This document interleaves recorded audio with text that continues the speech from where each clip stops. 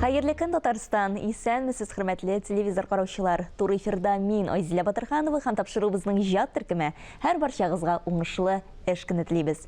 Бүген 17 март, пәнҗешәмбе көн. Халыкның яшәү көчен, батырлыгын һәм кодрәтен күрсәтә торган спорт төре ул көрәш. Бүгенге көндә милләтебезнең йөзе кашы булган татар көрәше буыннан буынга, әтисеннән улына тапшырылучы ядкәр. Ул кемлегебезне күрсәтер өчен дә, дөньяның төрле почмакларында сибелеп яшәүче татарларыбызны берләштерү өчен дә хезмәт итә. Герой шагыйрь Муса Җәлил истәлегенә Ватаным Татарстан газетасы гамәлгә куйган көрәш бәйгесе иң абруйлы көрәш турниры. Үз үлчәү авырлыкларындагы батыр егетләр һәм ир-атлар 18-19 март көннәрендә Акбарс көрәш сараенда көрәшәчәк. Бүген студиябыз кунагы Ватаным Татарстан газетасының баш мөхәррир урынбасары, журналист Илнар Хоснуллин әлеге көрәш турнирының үзенчәлекләре турында сөйләр. Исәнмесез, Илнар әфәнде? Хәерле көн, исәнмесез. Герой шагыйрь Муса Җәлил истәлегенә багышланган Ватаным Татарстан газетасы гамәлгә куйган әлеге көрәш бәйгесен көрәшчеләр сабан туйга әзерләнгән кебек шулкадәр зарыгып көтеп ала дисәк ялгыш булмас. Быел әлеге турнир бераз соңрак күчтә яме, вазгыять аркасында дип аңларга кирәк. Димәк, инде көрәшчеләргә дә әзерләнергә күбрәк вакыт бирелә. Нәкъ шулай, Айзилә, хәерле көн, исәнмесез тагын бер кат. Быел гадәттә әлеге турнир соңгы 20-25 елда нәкъ менә Герой шагыйрь Муса Җәлилнең туган көне 15 февраль бит шул тирәдә узайды. Быел чынлап мәгълүм сәбәпләр аркасында без инде тамашачының да, көрәшчеләрнең дә сәламәтлеген исәп калып, чөнки куркыныч саннар пайда булган, шуңа күрә бераз гына кичектердек. Иченнән алар аны хәзер тагын да зарыграк көтеп алды. Шуларда көрәш ярышы булмый тормады, алар әзерлеген чарлады һәм быелгы ярыш узганнарыннан тагын да кискенрәк, матуррак һәм иң мөһиме тамашачы өчен кызык булыр дигән ниятта әзерләнеп ятыш. Әлеге турнирның 60 еллык тарихы бар.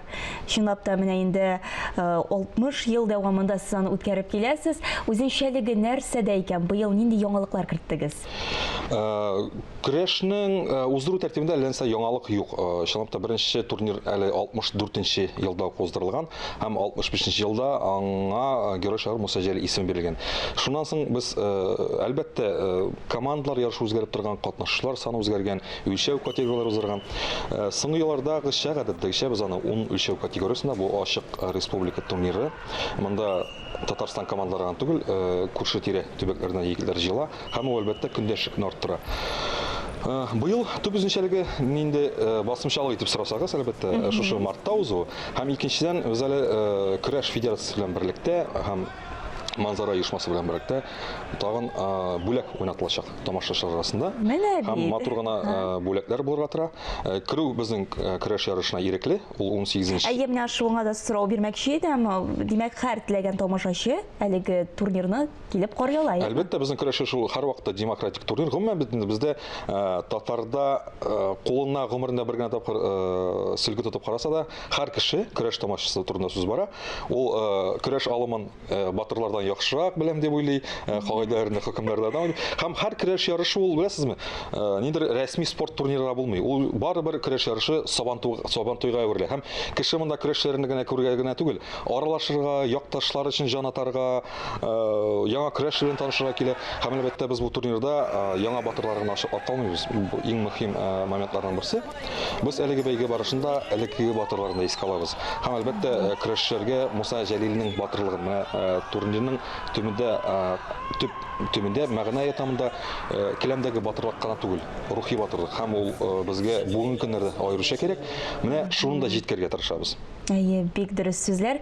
Чынлап та менә әлеге көрәш турнирының нәкъ менә Җәлил исеме белән аталуы, ул инде аның абруен дәрәҗәсен бермә-бер күтәрә һәм арттыра дип әйтергә була. Нәкъ шулай, Җәлил турниры рәсми ягыннан бәлки Татарстан чемпионатыннан бераз кайтышрак саналса да, әмма катнашучылар ягында һәм көрәш мәйданындагы кискенлек һәм җиңүгә авыррак ирешү ягыннан һәрвакыт өстенрәк саналды. Һәм көрәшчеләр чынлап та бу турнирны зарып көтеп ала инде, тамашачылар бигрәк тә. Менә инде соннарга килгәндә ничә көрәшчене көтеп каласыз?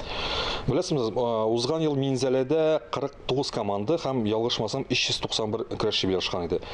Саннар шул тирә йөри, 50 командалап 400 көрәшче була. Быел менә үзенчәлек дигәч әле искә төште тагын бер момент. Бу көрәш соңгы 20 еллап аның орысча әйткәндә яшьләр төп фишкасы аның районнарда уздырылу иде ул. Ул 2005 елларда, 2006 елларда Чаллыга чыгып китте. Беренче ел без Чаллыда көрәштек. Чаллыда оештыруга тырыштык. Соңгы елларда Актанышта булды дип хәтерләйм. Әлмәттә булды, аннары Биектауда булды, Зәйдә булды, Актанышта булды, Минзәледә булды. Һәм без ел менә янә 15-20 ел уза вакытта Казанга әйләнеп кайттык. Монсы да тарихи вакыйга үзенә күрә. Нәрсә белән аңлаттылар Казанга кайтуыгыз? Быел әлегә дә баягы сан ситуацияны вазгат исәпкә алып, без Казанда уздырырга карар кылган идек. Әле чөнки бу яр бер әйтәм бит бер элек уздырырга тиеш иде. Һәм кабат күчермәскә булдык. Һәм Казан тамашачысы мондый матур көрәшне күрергә лаек дигән фикердән чыгып оештырабыз. Әлбәттә, һәм тагын бер тапкыр искәртеп әйтәбез. 18-19 март көннәрендә Акбарс көрәш сараенда татарның иң яхшы, иң батыр егетләре бил алышачак. Һәммәс тамашачыны 2 көндә көтеп калабыз. Аларга бүләкләр дә вәгъдә итәбез. Ачылу тантанасына килгәндә ул 18 март көнне көндезге 12-гә билгеләнгән. 19 март көнне әлбәттә финал ярышлар һәм иң көчле егетләр ачыкланачак. Бик зур рәхмәт, Илнар әфәнде, бүген иртәгезне безнең белән башлаганыгыз өчен, шундый көрәшле иртә тудырганыгыз өчен. Һәм инде без уңышлар теләп сезнең белән саубуллашабыз. Көрәш мәйданнарында күрешергә насыйп булсын. Барыбыз да сәламәт булыйк. Рәхмәт.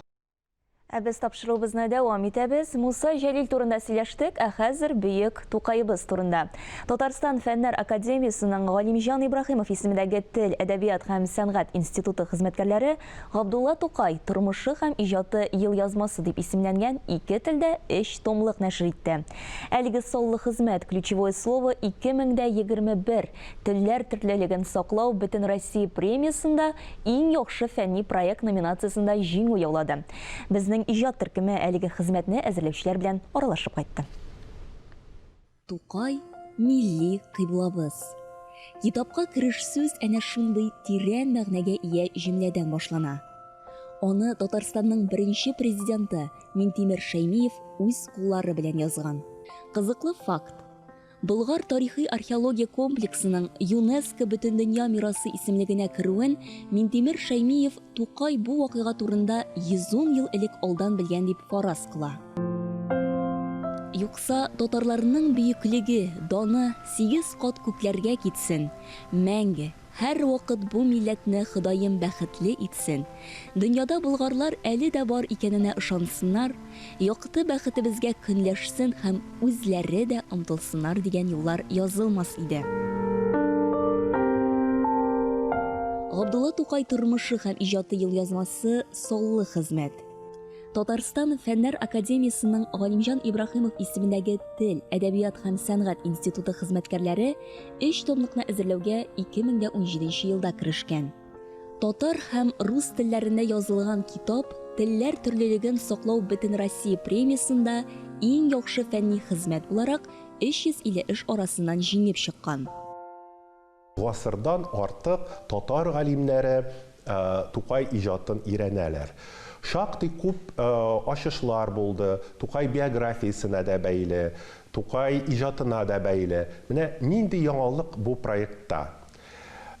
Биредә бу проектны без хроника дип әйтәбез. Хроника димәк әдипнеңме, шагыйрьнеңме иҗатын хроникаль рәвештә өйрәнү һәм укучыга тәкъдим итү. Әйтик, нинди көннәрдә нинди вакыйгалар була, көннәрне билгеләп булмый икән, нинди айларда нинди вакыйгалар була. Менә шулай хроникаль тәртиптә. Андый хезмәтләр беренчедән рус фәнендә киң таралган. Менә без беләбез, Пушкинның хроникалары бар, Толстойның хроникалары бар, Некрасовның хроникалары бар.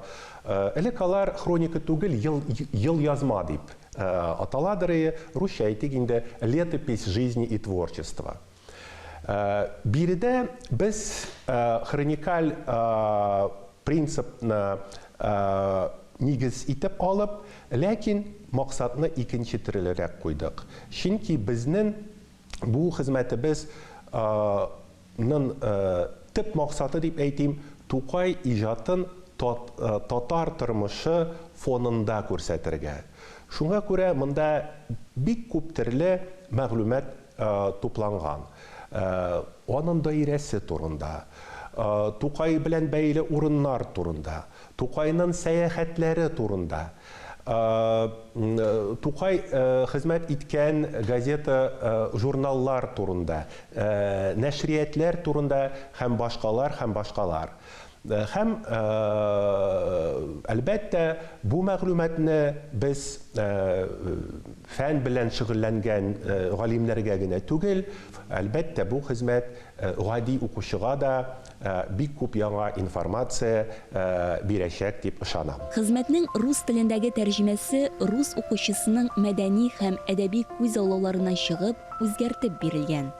Тукай хроникасына бәйле бу иҗтимлык безнең моңа кадәр фәндә урнашып, озак еллар дәвамында урнашып килгән стереотиплардан, ниндидер субъектив фикерләрдән азат булырга омтылып, Тукайның иҗатын, аның шәхесен ничек бар, шулай итеп өйрәнү юнәлешендә язылды. Әлбәттә, безнең Тукай гына түгел, Тукай чоры гомумән биек шәхесләргә бик бай. Алар күпмедер күләмдә гел идеаллаштырылып килгән. Без бу идеаллаштырудан тулаем баш тартмыйча, чөнки алар безнең милли идеаллар буларак кабул ителгән. Аның биеклегенә зыян китермичә генә, без аны субъектив фикерләрдән азат итеп яктырттык. Шулай ук безнең бу хезмәт иллюстратив материалларга бай итеп эшләнде. Аның һәрберсендә, әгәр дә без игътибар итсәк, төп текстлардан соң, татар телендә төп текстлар биткәннән соң, шул чорны яктырткан, Тукайның иҗатын гына түгел, шул чорында яктырткан матур иллюстратив материаллар китерде һәм ул укучы өчен кызыклы булыр дип уйлыйбыз. Шулай ук китаплар, кушымталар белән баетылды. Анда Тукайның шигырьләренең библиографиясе, кайчан кайсы басмаларда басылган, беренче басмалар әлбәттә, беренче басмалары турында сүз бара. Һәм аларның рус теленә тәрҗемәләренең авторлары кемнәр, кайларда басылган, шул хакта мәгълүмат бирелә. Бу яктан да ул китаплар укучыга кызыклы булыр, яңа булыр дип уйлыйбыз. Татар телендә хроникаль язылган хезмәтләр юк дәрәҗәсендә. Тукай тормышы шуның бер башлангычы. Институт галимнәренең иң зур теләге Тукай тормышы һәм иҗаты елъязмасын башка чит телләргә тәрҗемә итү һәм Тукайыбыз белән генә шикләнмичә, башка әдипләребез турында да бай эчтәлекле елъязмалар булдыру. Тырыш хезмәт, белеп эшләү күмерне алмас, өйрәнчекне оста итә. Көнегез тырыш хезмәттә үтсен дигән теләктә, бүгенгә сезнең белән саубуллашабыз. Исән-имин булыгыз.